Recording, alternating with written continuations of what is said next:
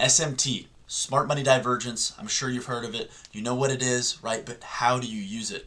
That's exactly what we're going to talk about today. SMTs can be one of the most important things and could be that next step into your strategy that can help you get to where you want to be. SMTs are going to be extremely useful when we're trying to figure out where price wants to go and we're trying to figure out when price wants to go there. We can use SMTs all the way up from our highest time frame down to the lowest time frame possible. But first, let's get into what SMTs are. The first thing we need to know about before we can learn what an SMT is a liquidity sweep. And if you guys don't know what a liquidity sweep is, then you probably shouldn't be watching this video. But for those of you who are still here, we'll go over it. A liquidity sweep is when price either takes out a recent high or low and therefore gains liquidity within the market. We can use this to determine where price is going to go, either reversing back to the downside or continuing back to the upside. And obviously the same thing in the opposite direction. We can sweep out lows, determining if we're going to reverse or continue. A liquidity sweep itself cannot be something that we're confident enough to take a trade off of. However, we can pair this with other Confluence to actually tell us where price is going to go. So within the market and within the charts, there are correlated assets. Essentially two different assets that are paired together that work off of each other and move in the same direction. For this instance, we will be talking about NQ and ES, the S&P and NASDAQ futures. So if we were to look at the chart here, you can see, right, NQ versus the S&P looks pretty similar, right? They look like they're moving in the same direction, and that's because they're correlated assets. Now, this is where SMTs come into play. We can use confirmation and confluence from one asset and use that to take a trade on another asset. So let's say we're in bullish market structure and we're thinking that we're going to reverse back to the downside. And on NQ, we have something that looks like this, and on ES, we have something that looks like this. As you can see, this most recent high was taken out by NQ. However, if you look over here on ES, we have not taken out that high yet. This can be our sign of reversal. Essentially what this could mean is that NQ is lagging behind and ES is now leading. ES is already starting to hit that reversal and continue back bearish,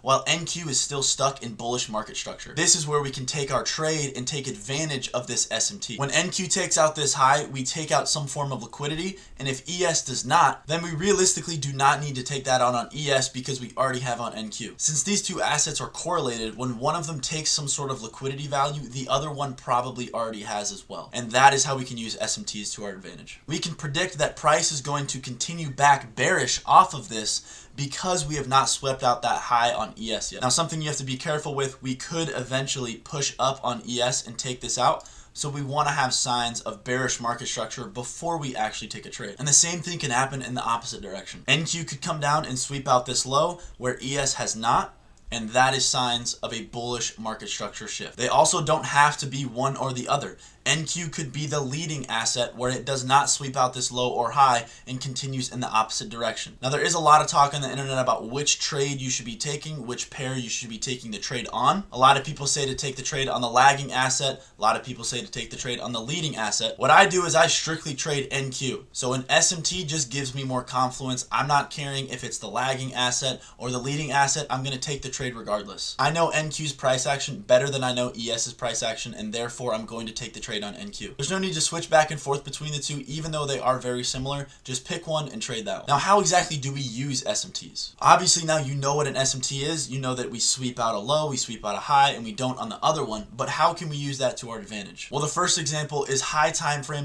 / bias. We can check for SMTs in the higher time frames like the 1 hour and the 4 hour, and we can decide which way price is going to go if we see any SMTs. For example, in the 4 hour, you can see that we have not swept out this most recent high here on NQ. However, we have swept out and pushed past this high on ES, therefore indicating signs of a reversal. So if we were to come into this day and we're looking at the charts, we could probably assume that we're going to continue back down. And what do you see? We do continue back down off of that. Same thing right here. You can see that NQ has not swept out this most recent low. I don't know if it... However, on ES, we have swept out this most recent low, therefore indicating signs that we're probably going to continue back up. And just like that, we do continue back up. So SMTs can be used as number one, your higher time frame bias in your narrative for price. If you line SMTs with your daily bias, liquidity, for value gaps, right, you can probably get a very good narrative of where price is going to go. If you come into the charts and you see an SMT at the lows, you can probably assume, hey, we're going to be bullish for that day. And if you see an SMT at the highs, you can probably assume that we're going to be bearish for that day. SMTs also don't have to be recent. We currently have this high time frame SMT with ES and NQ. These lows from almost 2 weeks ago have been swept out on NQ. However, they have not been swept out on ES, therefore indicating signs that we are going to continue back up. The second way that an SMT can be used is as low time frame confirmation. confirmation. This is either the 15-minute or the 5-minute, getting that lower time frame confirmation that we're going to continue in that direction. This isn't necessarily indicating for the next hour we're going to be bullish or bearish, right? This is indicating for the next maybe 10-15 minutes we are going to be bearish or bullish. Here on NQ, we can see in the 5-minute we have swept out this low right here. However, on ES we have not swept out that low yet, therefore indicating that for the next maybe 5 or 10 minutes we are going to continue in that direction. And you can see for the next 10 minutes we continued in that direction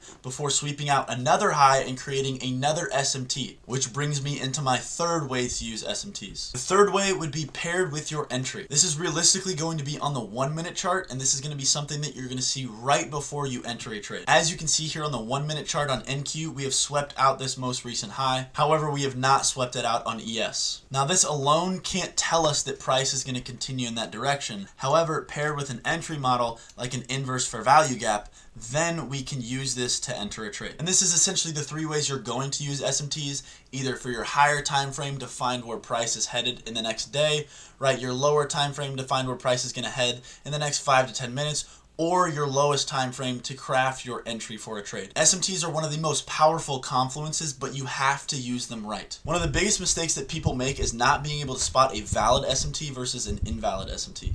One of the most important things, including SMTs, are going to be SMTs inside of fair value gap. Depending on the experience, I'm sure most of you guys know that you can't just trade off of a single confluence. You have to pair things together. When pairing SMTs with fair value gaps, you're going to get that much higher of a win percentage. The most powerful SMTs are going to be SMTs inside of fair value gaps. If we sweep out a high or sweep out a low within that fair value gap, that is going to give us extreme confirmation that we're going to reverse. Number 1, we are inside of a fair value gap already. Number 2, we just took out a high. And number 3, we have an SMT. SMTs that are kind of off in the distance, nowhere near any sort of PD arrays, are not going to be as much use to us as these will that are inside of fair value gap. Another extremely large mistake that people make is thinking that you need SMTs. SMTs are not something that you 100% need. It's like equilibrium. If you find that within the strategy, perfect, you're going to have that much more confluence. A lot of people send me DMs like, oh, I didn't take that trade, there was no SMT there.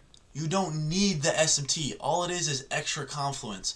Now, if you craft your strategy around SMTs and you need SMTs to enter blah, blah, blah, obviously you're going to wait for that SMT. But it is not something that you absolutely need in order to take a trade. At the end of the day, all it is building a narrative for price and figuring out where price wants to go within the next hour. If you guys truly want to step up your trading game, make sure you incorporate SMTs into your strategy. Hop on the charts, find those SMTs, find them in the high time frames, see where they go off of that. See that the SMTs inside of those gaps will more likely hit a reversal than those that are not. Find them on the lower time frame, find them within your entry. You guys will notice that a lot of the times when you are entering your trades regardless, there will be some sort or some form of SMT there. With that being said, I hope you guys did enjoy this video over SMTs, and I hope you guys are enjoying these informational trading videos as well. I'm going to be posting a lot more of these within the coming days, weeks, months. If you guys have any questions whatsoever, as always, I will try to get to those down in the comments below. Make sure you guys like, subscribe, comment, all that jazz, and then I will catch you in the next video. Peace out.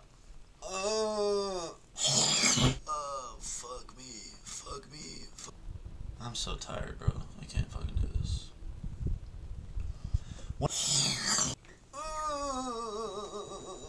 Oh my fucking fuck.